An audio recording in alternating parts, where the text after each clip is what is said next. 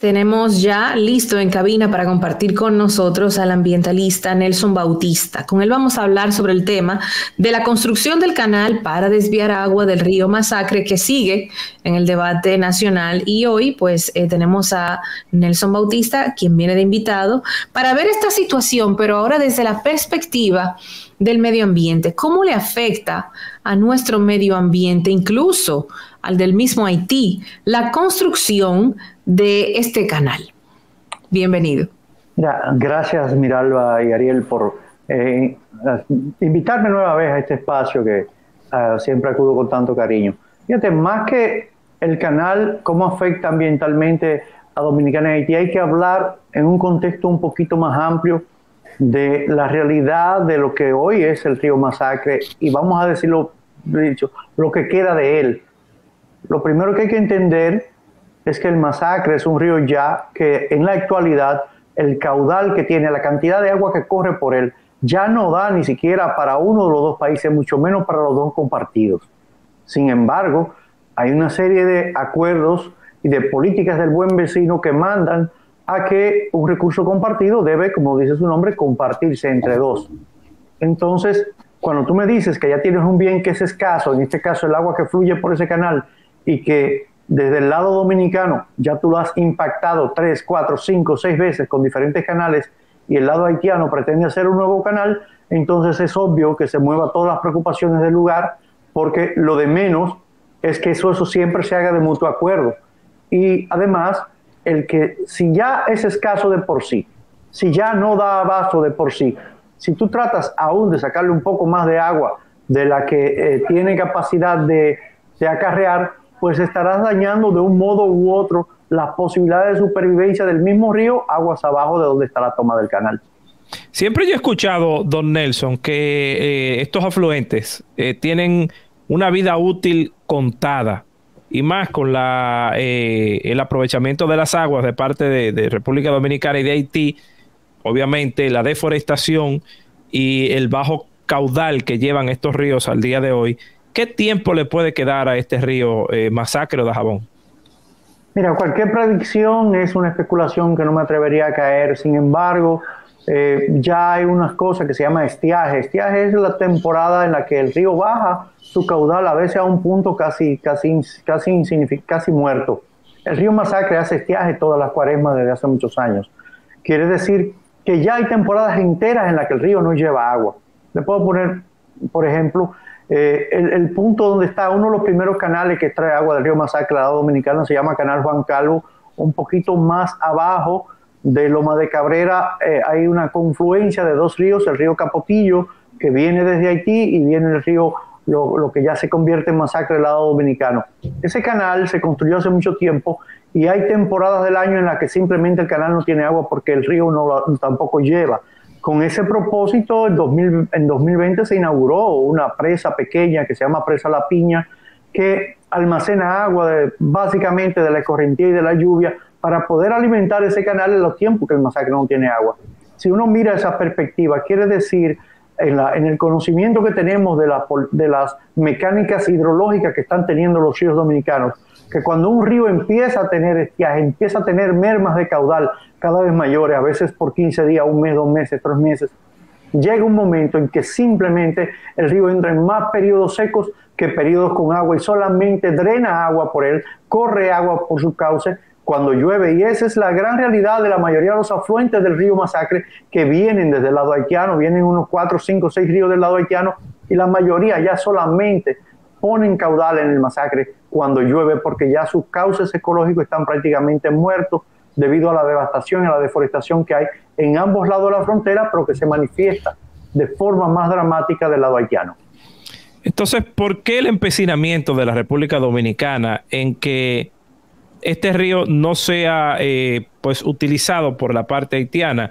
He escuchado varias versiones de que, por ejemplo, en el lado dominicano ya hay varios canales utilizados, aunque hay algunos que están cerrados, que no están siendo utilizados, pero que del lado haitiano tampoco no hay ningún tipo de aprovechamiento de estas aguas. ¿Por qué estamos peleando? Mira, en mi opinión muy personal, es que aquí hay un tema de un nacionalismo en parte justificado por esa coyuntura de que tú defiendes el interés de tu nación y de tu territorio y tus recursos por encima de todas las cosas. Pero también hay que reconocer que hay termocefalia, hay cabezas calientes de ambos lados tratando de ajustar una situación que no nos conviene a ninguno de los dos países, tratando de echarle leña a un fuego que ya no aguanta una chispa más. Entonces, en medio de eso se genera una presión que en parte genera simpatías en políticas, genera simpatías ideológicas y demás en grupos de intereses de ambos lados cuando se generan estos conflictos. He dicho y reitero que si buscáramos un árbitro, y no quiero ni siquiera por soslayo mencionar que pudiera ser la ONU, porque inmediatamente sabemos que los nacionalistas van a decir, eso es lo que sabemos, que la ONU tiene ese plan y que no tiene vendido, etcétera, etcétera. Pongo de ejemplo que sea un marciano que consiga la ciudadanía terrícola, y ese marciano nunca ha venido al planeta Tierra, y tú le presentas el caso del río Masacre, y le va a decir, ¿qué tenemos aquí? Le dice, mira, tenemos un río que lo comparten dos países, el 51% está en territorio dominicano, el 49% en territorio haitiano, en términos de caudal. Y él va a preguntar, ok, ¿y cómo lo están aprovechando? Y nosotros vamos a decir, bueno, tenemos dos pequeñas presas, una se llama La Piña, la otra se llama Cabeza de Caballo, tenemos 3 canales en Juan Calvo, la que riega las tierras de Sanché, lo que riega las tierras de colonia japonesa, pero tampoco hay mucha agua, tenemos la gran laguna de Saladilla, un área protegida que se nutre mayormente de las aguas del río Masacre, etcétera. Y le van a preguntar a los haitianos, ¿y ustedes cómo la están aprovechando? Y dicen, bueno, nosotros no tenemos ningún canal, nosotros no tenemos ningún aprovechamiento. Ese marciano recién llegado a nuestro planeta, ¿qué decisión usted cree que va a tomar? ¿Va a pensar que se le está dando un uso justo y equitativo a un recurso transnacional, que es como se llama este tipo de ríos, a este tipo de fuentes acuíferas? ¿Va a pensar de inmediato que los dominicanos estamos abusando de la explotación de un recurso? Y eso no estaría lejos de la realidad. Y yo sé que con esto uno no se gana ni las sonrisas ni los favores de los ultranacionalistas, pero esa es la gran realidad. Ecológicamente hablando, ese río está vivo porque el territorio dominicano mal que bien trata de cuidar sus recursos naturales, pero mal que bien también recibe aguas de Haití. Lo justo es que nosotros utilicemos lo que he escuchado varias veces a un señor que se llama Silvio Carrasco, que fue director de INDE, decir, diplomacia hidrológica. Nosotros tenemos que acudir a esa diplomacia hidrológica, a esa inteligencia emocional y tratar de negociar, sea con mediación de la comunidad internacional o como sea, una restauración de esa cuenca para garantizar que haya agua, no solo para Haití, sino para la República Dominicana. Nosotros estamos hablando de un río moribundo, de un río que no da para nosotros, ni va a dar para los dos si no lo recuperamos. Entonces, de ahí que lo peor que nos puede pasar es que entremos a un pleito, en una disputa por un recurso que de por sí podría desaparecer en cualquier momento. ¿Y qué conciencia tiene, por ejemplo, el lado haitiano de eso que estás diciendo, Nelson, de las condiciones del río? ¿Cómo están otras fuentes acuíferas de Haití? ¿Qué tan cierto es que Haití es un país medioambientalmente devastado prácticamente? Ya, por razones múltiples he tenido que estar un par de veces en Haití, en una de ellas una reunión precisamente con el entonces el ministro de Medio Ambiente en la época de la presidencia de si no mal recuerdo, era Martelly, no, era Moïse.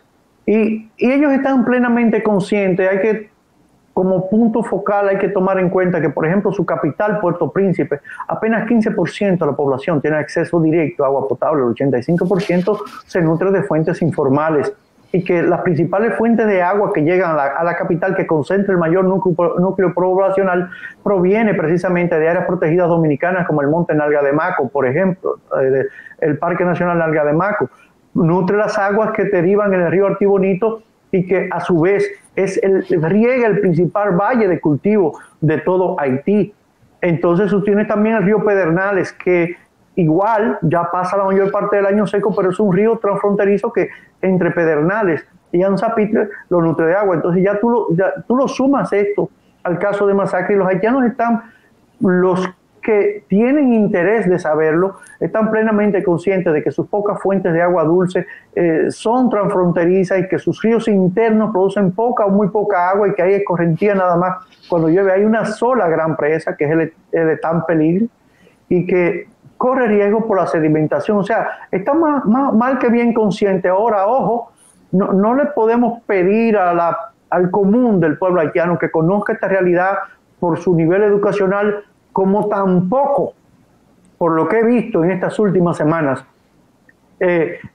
creo que el pueblo dominicano esté consciente de verdad de lo que está ocurriendo ahí, sino que se ha dejado guiar de una serie de informaciones a veces con un poquito de sazón, para no decir retorcida, sobre la realidad de lo que pasa en el masacre en la frontera, y que un ciudadano de la capital quizás que nunca ha ido a Dajabón no entiende esta dinámica que, como decía Prestor Castillo, el masacre se cruza a pie, señor, el masacre es un río que tú puedes cruzar en algunos momentos sin mojarte los pies. No estamos peleando por el Osama, ni estamos peleando por el Jaina o por el Yuna o por el Yaque. Estamos peleando por lo que es, cuando llega ahí ese punto donde está tomándose eso, el masacre ya no es río, ahí es casi una cañada. Yo creo que más que... Sí, lo que dices es cierto, el masacre es un río moribundo, pero me parece que también es un tema más de la simbología que implica asumir de alguna manera que Haití está utilizando un recurso que es de República Dominicana. ¿Qué diferencia habría si ahora decidimos, sí, está bien, no importa, el masacre ya se está muriendo, que hagan lo que quieran, y si después sigue otro río y otro y otro? ¿Dónde paramos? ¿Cómo paramos?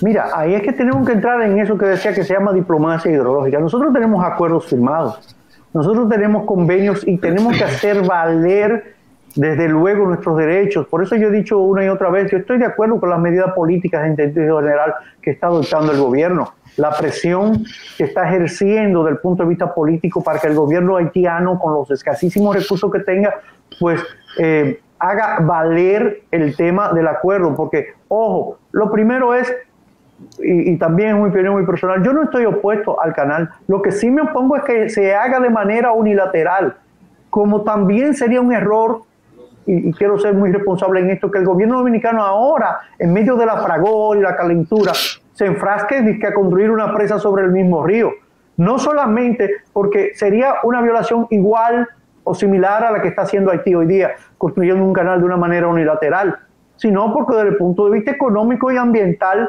podría traer consecuencias peores a las que estamos tratando de subsanar si construimos una presa. Entonces yo creo que hay terreno de negociación política y demás en un problema que ya es cíclico. He citado que, por ejemplo, apenas hace 120 años, por no irme un poquito más para atrás, se dio una situación similar casualmente entre dos terratenientes del momento, precisamente en el mismo punto geográfico donde hoy se construye el canal, pues se da este incidente y que en ese momento, pues en 1901, hace que vaya el ejército dominicano comandado en su momento por el vicepresidente Horacio Vázquez y que ese ejército va a lo mismo que estamos tratando nosotros hoy, a impedir que se cometiera ese abuso, ¿verdad? Y que no se reutilizara en beneficio de un empresario en ese momento haitiano eso. En ese momento de la historia, quien fuera ministro de Justicia de nuestro país, Leovigildo Cuello, y el encargado de negocios de la embajada de Haití, pues mediaron y lograron que se subsanara este entuerto, esta situación delicada que, como digo, ya tenía apostado el ejército dominicano comandado por Horacio Vázquez y que se conoce en los anales de la historia como el incidente Pitobert.